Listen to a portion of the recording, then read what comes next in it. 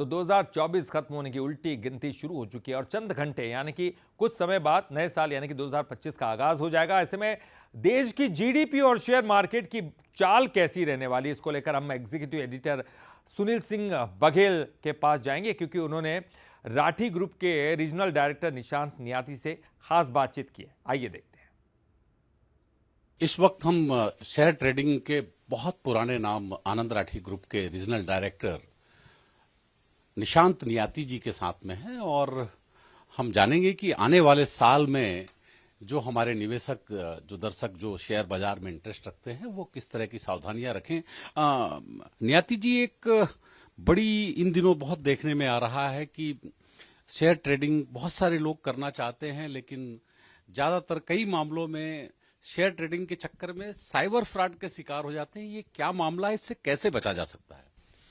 देखिए, जहाँ तक शेयर ट्रेडिंग में साइबर फ्रॉड है तो एक कई लोग गारंटेड मतलब प्रॉफिट के नाम पे, और आप पैसा लगाएंगे तो आपको गारंटेड रिटर्न मिल जाएगा, उसके कारण फ्रॉड में ज़्यादा फंस रहे हैं।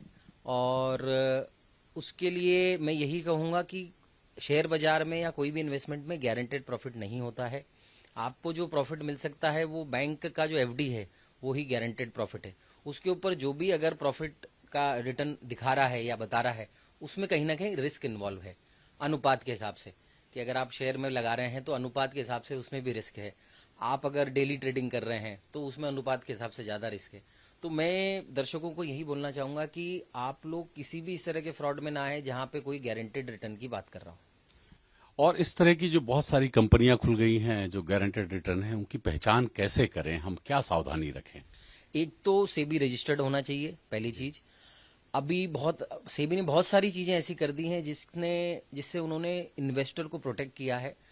जैसे आप कोई भी सौदा करते हैं, अभी जो नया रूल आया है उसमें प्री ऑर्डर कंफर्मेशन अब कंपलसरी कर दी है सेबी ने, कि आप मेरे साथ क्लाइंट हैं और मैं आपका सौदा कर रहा हूं तो सौदे से पहले आपके बात की रिकॉर्डिंग चाहिए। अब सिर्फ आपके बाद में सौदा के बाद रिकॉर्डिंग दूं ऐसा नहीं है।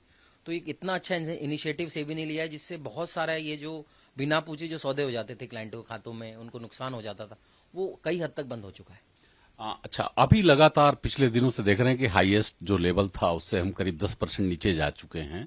तो क्या आप अभी आने वाले साल में और क्या संभावनाएं देखते हैं? क्या मार्केट की क्या सिचुएशन रहेंगी, क्या सेंटीमेंट रहेंगे?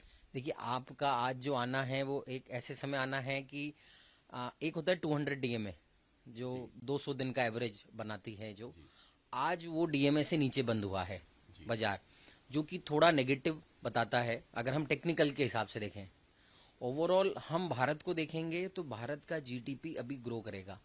किसी भी कंट्री की ग्रोथ देखनी है तो जीडीपी देखनी रहती है। हम 6 या 7% की ग्रोथ से बढ़ रहे हैं। ये जब तक प्लस में है, जब तक शेयर बाजार भी बढ़ता रहेगा। ऊपर नीचे करेक्शंस आने हैं, वो आएंगे। ये एक हेल्दी करेक्शन में मान रहा हूँ इस लेवल पे जो आया था, ये ऊपर के लेवल पे, क्योंकि कई सारे स्टॉक्स के भाव जो हैं, जो शेयर बाजार में जो उनके रेट्स थे वो अननेचुरल हो गए थे। जो उनकी प्रॉफिट करने की क्षमता है उससे ज्यादा भाव हो गए थे। तो ये करेक्शन तो हेल्दी है। मैं अभी सजेस्ट यही करूंगा इन्वेस्टर्स को कि अच्छे स्टॉक्स जो हैं, जो लॉन्ग टर्म रख सकते हैं, वो उनमें जरूर अभी निवेश करें। कैमरामैन जितेंद्र के साथ सुनील सिंह बघेल।